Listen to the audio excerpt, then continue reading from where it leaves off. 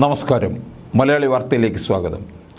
India മുന്നണിയുമായുള്ള ബന്ധം അവസാനിപ്പിച്ച് മുഖ്യമന്ത്രി നിതീഷ് കുമാർ BJPയുമായി കൈകോർക്കുമെന്ന അഭ്യൂഹങ്ങൾക്കിടെ ബീഹാറിൽ രാഷ്ട്രീയ സംഭവ വികാസങ്ങൾക്ക് അവസാനമില്ല.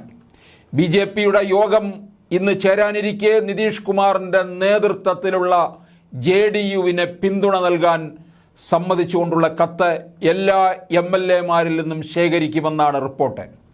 ഇവ ലഭിച്ച ശേഷം രാത്രിയിൽ മുഖ്യമന്ത്രിയുടെ വസതിയിലെത്തി കൈമാറും. ഞായറാഴ്ച BJP പിന്തുണയോടെ നിതീഷ് കുമാർ 9ാം തവണയും മുഖ്യമന്ത്രിയാകുമെന്നാണ് സൂചന. ബീഹാറിൽ തിരക്കിട്ട ചർച്ചകൾ.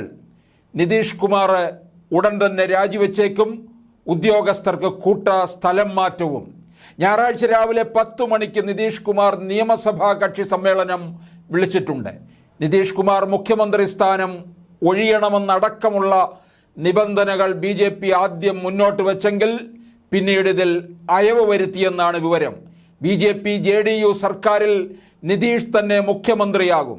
JDU മന്ത്രിമാർക്കും മാറ്റമുണ്ടായേക്കില്ല.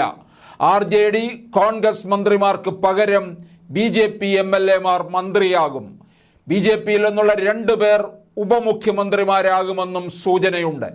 അതേസമയം JDU ഇന്ത്യ മുന്നണി വിടുന്നതിനെക്കുറിച്ച് തനിക്കൊരറിവുമില്ലെന്ന് മുന്നണി ചെയർമാനും കോൺഗ്രസ് അധ്യക്ഷനുമായ മല്ലികാർജുൻ ഖാർഗെ പറയുന്നുണ്ട്. വരാനിരിക്കുന്ന ലോക്സഭാ തെരഞ്ഞെടുപ്പിൽ പ്രധാനമന്ത്രി നരേന്ദ്രമോദിയെ പരാജയപ്പെടുത്താൻ ലക്ഷ്യമിടുന്ന പ്രതിപക്ഷത്തിൻ്റെ ഏറ്റവും ശക്തമായ കക്ഷികളിലൊന്നാണ് നിലവിൽ JDU എന്നും ഖാർഗെ പറഞ്ഞു.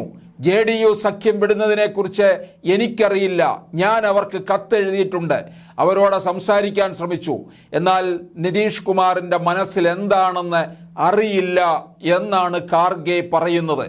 ബീഹാറിലെ സംഭവ വികാസങ്ങളെക്കുറിച്ച് അറിയാൻ അടുത്ത ദിവസം തന്നെ ഡൽഹിയിലേക്ക് പോകുമെന്നാണ് ഖാർഗെ മാധ്യമ പ്രവർത്തകരോട് പറഞ്ഞത്.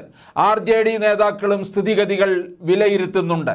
പാർട്ടി അധ്യക്ഷൻ ലാലു പ്രസാദ് യാദവും മകനും ഉപമുഖ്യമന്ത്രിയുമായ തേജസ്വി യാദവ്, RJD ദേശീയ ഉപാധ്യക്ഷയും മുൻ മുഖ്യമന്ത്രിയുമായ റാബ്രി ദേവി എന്നിവർ ചർച്ച നടത്തി. നിതീഷ് കുമാർ പിന്തുണ പിൻവലിച്ചാൽ സ്വീകരിക്കേണ്ട നടപടികൾ സംബന്ധിച്ചായിരുന്നു ചർച്ചയെന്ന് സൂചന.